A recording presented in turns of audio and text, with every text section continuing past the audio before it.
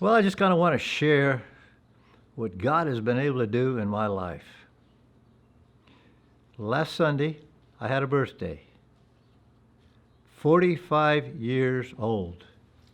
Now, I'm not talking about me physically, because I was 34 when I became saved, and that was last Sunday.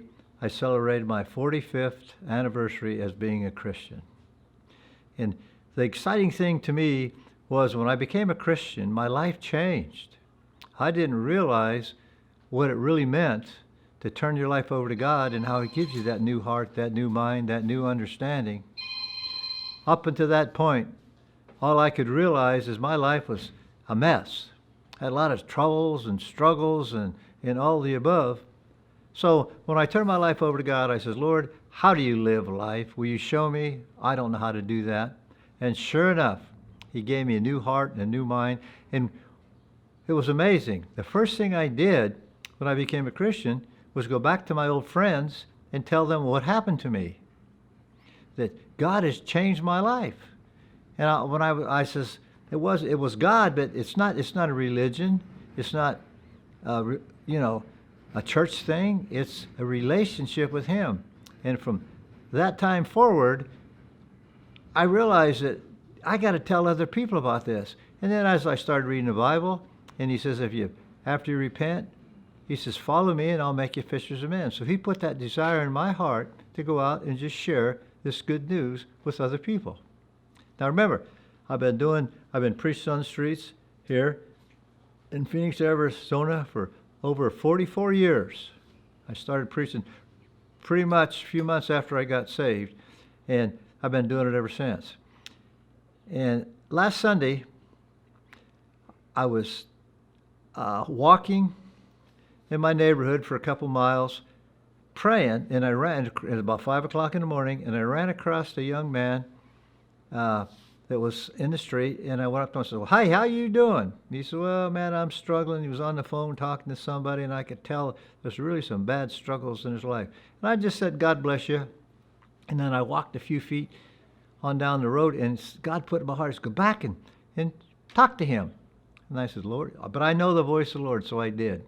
I went back, and I started sharing with him, asking him, what can I do to help you? And then he was telling me about his struggles and problems, and I told him who I was, that I'm a preacher of the gospel of Jesus Christ, and how God had changed me. And the next thing you know, he says, well, can he do that with me? And I said, sure. And next thing you know, I got a chance to pray with him, the sinner's prayer. Now, I'm not saying I led him to the Lord. I don't know. But he did pray with me, and I could feel the Spirit moving. But one thing I do know, as I was telling you about we got a live-in discipleship program, he says, well, can I get involved? And I said, sure. So I gave him my phone number, gave him my card, and told him, where to be. And he's going to program it in his phone, and come to find out, he had the name of our facility in his phone. It's amazing how God works. And then I went about the rest of the day just thanking Jesus and praying. It's kind of neat. And this is where I don't know where many people are that are Christians, but I just want to do the will of God. That's all. Nothing else matters in my life. Nothing mattered before I'd been saved. And after all these many, many years as being saved and being a Christian and fighting a good fight of faith, worked with many people, helped a lot of people. And you know what the Bible says? One thing too, you got to travail in birth until Christ is formed in them. So just like that young man I met, I'm praying that he comes down here and gets involved in our program. And I'm going to travail in faith till Christ establishes God's plan for him in his life, and we're going to go from there. And that's what it's exciting. After all these many, many years, I have not lost that desire, that fight, the will to win, to share this gospel with other people. And it's still exciting. I'm still just as excited, if not more excited, than I've ever been before. Now, we've been here at the Dream Center for many, many years, and I realize now it's time for us to move on. And that's another exciting adventure, too. Many of us, as we just go about our Christian walk, the struggles and problems we have new things we got to deal with. And this is funny. You can even kind of get in a rut even fighting a good fight of faith. But it's kind of like you get used to it, and it's just routine. But when something like this happens, when it's time for you to move, I realized, it changes the routine, and it gives you new purpose. And that purpose is to seeking after God, trusting God, believing in God. Where's God going to take us from here? But that same simplicity is still there. Go in all the world and preach the gospel to every creature. That's got to be the most important thing to God. He wants to bless us, of course, encourage us, but he also wants to use us to go out and win and build other people, sharing this wonderful gospel. And of course, in my case, I started doing this when I first got saved, preaching to street people, going into jails, ended up in prisons, housing people, and we've seen a lot of people that we've had a chance to pray with, come in our program, build them, disciple them. And then as you work with them, you travail in birth till Christ is formed in them, and then you see them as they grow, and they become fertile Christians themselves. And then they go out and do the same thing you're doing because you're training them to do that. And it's amazing how some people, and most of us, we've got this sin nature that totally and completely separates us from God, destroys us. And when something like this happens, even to some Christians, you get bitter. In fact, there's some things that's been happening in my life that I realize if I'm not careful, I can get bitter. And I got to praying, oh God, show me, help me with this. It seems like I got a lot of things coming against me. If I'm not careful, I could become bitter. And the next thing you know, that peace hit me. The peace of God that passes all understanding, that I knew this was God, because I've been seeking, God, show me, help me. And that's what happened. I got this peace, I got this joy, and still going out and preaching the gospel to people with this desire in my heart just to keep on going. In 4 months, I'll be 80 years old. And I'm thinking, is it time to quit? And something inside me says, no, it's not time to quit. It's time to just keep on fighting this good fight of faith, preaching this wonderful gospel, winning and building people, because that's what God says. You go and teach all nations. He says, and I'm going to go with you, and I can see that. And I was just thinking about a young man. He wasn't so young, and he's still not so young. They came to us from way back in the East, and he came out here kind of bitter. He just went through divorce, and things just weren't going right for him. He was really, really, really struggling. And man, he came out, and he came in the program, and we just cared about him and started working with him. That travailing in birth till Christ is formed in him. You could always see something. He had something, but he couldn't seem to get past his bitterness. And he truly, truly cared about other people because he had that same nature. In fact, this is very interesting. When I was raised, my dad, he wasn't a Christian. I wasn't a Christian, of course. And he was a fighter. He was a really, really good guy, but he fought everything. He was a professional fighter. And you know how he raised me? Nobody's going to tell me what to do. So that's what happened to me. I got that same fight in me. And I didn't have any trouble at all when somebody come up and had a little adversity as to what I believed. That, man, I'd go off with them. Not necessarily fight, but I'll say, okay, I don't want nothing to do with you. I'm done. But here's another thing that happened to me that God has given me. When I see people that are hurting, truly, truly hurting, mentally or physically or any other way, it breaks me down. It gets past that other streak. Now, that's very, very interesting. And I can remember so many, many times guys coming to me in the program while I'm travailing in birth working with them. And they tell me how bad they were hurting. And I used to break the rules and everything else to help them. Break the rules, meaning in our program, on kind of lighten up on them, because I really believed that they were hurting, and God's the only one that could help them. So I've been able to bend the rules. And this is something that's very, very interesting. I know at different times when things start coming against me, people start coming against me, and all I got to know is no matter how much I want to fight with them, how much I want to lean to my own understanding, once I realize that they are hurting, it just completely changes me. And because of that, and I thank God because of that, I'm able to deal with myself, if you understand what I'm talking about, and truly, truly care for other people. And this is kind of where I'm at right now, that I see with this change, it could be very easy to get bitter, but all of a sudden I got the the seeking the Lord, and He kind of showed me those other people are struggling and hurting a lot more than you think. And that's what I said, Lord, then help me, help me, help me, Lord. And He did. He gave me the peace that passes all understanding. So I saw this man when he came to our program this many, many years ago. He's been with us a long, long time. This man has the same unbelievable spirit, I believe, that God has to care and help for other people. But he's had a bitterness that he's had to work with. I mean, a hurt, a tremendous, tremendous, tremendous struggle in his own mind. But this is kind of funny. Just sit back and watch him.